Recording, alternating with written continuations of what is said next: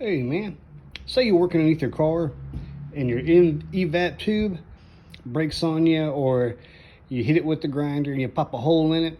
What you do is go and get you go to Lowe's, and what it is, get some of this heat shrink stuff right here, and it's a heavy wall heat shrink tube, and this is 5/8. The tube that I cut into a little bit when I was grinding some welds down, I just barely bumped it, man, and it cut a hole in it, and I just put this heat shrink over it right here.